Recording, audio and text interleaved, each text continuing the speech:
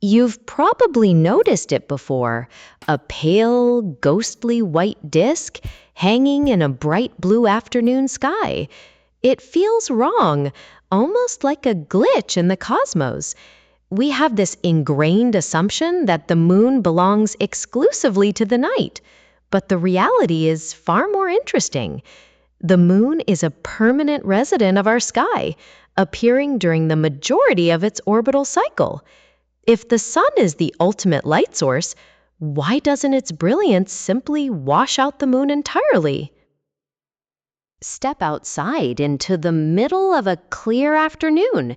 You can feel the warmth of the sun on your skin, and the sky is that familiar bright blue. It's a strange feeling, isn't it, to see something so intrinsically linked to darkness existing in the light. Now, this brilliance is only possible because daytime occurs when a part of the Earth faces the sun and receives its light. While we bask in that glow, approximately half of the planet is exposed to direct sunlight during a specific portion of a 24-hour day. The balance is precise. The duration of daylight is determined by the exact tilt of the Earth.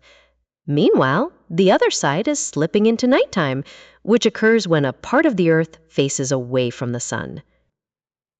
Consider the curiosity of 8-year-old Dausyn. He looked up at a bright afternoon sky and asked a question that most of us simply ignore. Why is the moon there when the sun is out? It's the kind of obvious, childlike wonder that exposes a gap in our understanding of the cosmos. We often assume the moon is a night-only object, but Dawson's question forces us to look closer at the orbital mechanics of our neighborhood. Before we get into the orbital dance, let's look at the moon's actual reflectivity, a number that is surprisingly low. To understand why the moon is sometimes there during the afternoon, we have to look at the big picture. The moon is Earth's only natural satellite, and it's actually the brightest object in the sky after the sun. Now, think about the mechanics of our home. One day is defined as the time it takes for the planet to spin all the way around. But the moon doesn't just sit still while we rotate. The moon orbits the Earth, always hanging around our planet in a constant circular path. It takes about a month for the moon to orbit the Earth one time, a cycle we call a lunation, which lasts approximately 29.5 days for a full orbit. Because of this combined movement, the Earth's spin and the moon's orbit, the moon is seen in different parts of the sky and at different times of the month. This daily journey, driven by Earth's rotation, means the moon can be positioned exactly where we can see it for half the day. Here is where it gets interesting.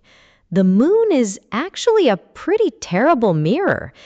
To understand why it glows, we have to look at the difference between the two big players in our sky. You see, the sun makes its own light. It is a powerhouse of energy.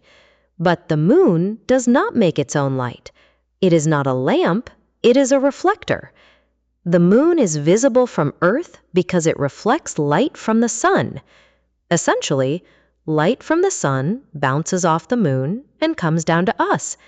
It doesn't give out any light of its own, it simply reflects the sun's light. Now, this creates a specific requirement for our view. To see the moon, we must see the side of the moon that is being lit up by the sun.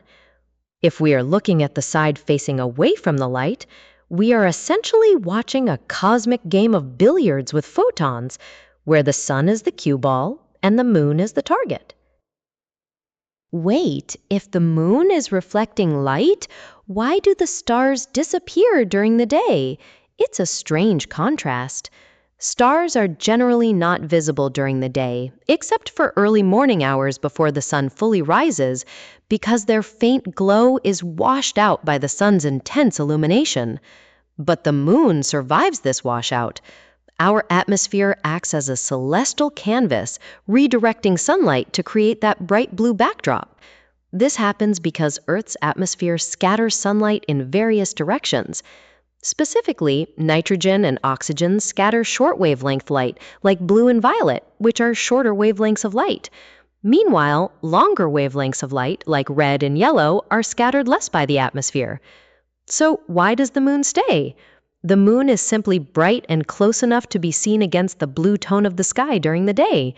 Its surface brightness surpasses that of the sky, and it acts as if it were a bright flashlight pointed at us from the void. It is a battle of brightness, and the moon wins. So when exactly does this happen? It all comes down to the geometry of the orbit. The moon is visible in the night sky when its lit-up side faces the nighttime side of Earth. But during the day, the rules shift. The moon is visible during the day when more of its lighted half faces the daytime side of Earth. Now, think about the moon's appearance. It changes throughout the month as it orbits the Earth. The moon doesn't actually change shape, but we see different views of the side lit up by the sun. Sometimes it looks like a big circle, a big cookie with a bite taken out of it, or a thin fingernail clipping. Because of this cycle, the moon is seen more in the daytime for part of the month and more at night for other parts. You might see a faint crescent or a bold gibbous during the day, depending on where it is in its path. There is one specific moment where this timing perfectly aligns. The moon rises and sets at the same time as the sun only during a full moon, when it is 180 degrees away from the sun. At that exact moment, as the sun sets, the moonrise begins. They are exactly opposite each other in the sky. I find it fascinating that we walk under a giant rock for half the day and most of us just don't notice.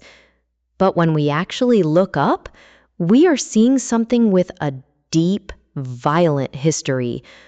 A widely accepted hypothesis suggests the moon was once part of Earth. A bit overwhelming to think that approximately 4.5 billion years ago, a mass space object roughly the size of Mars collided with Earth. The collision threw tons of debris into space, which gathered to create a dusty ball.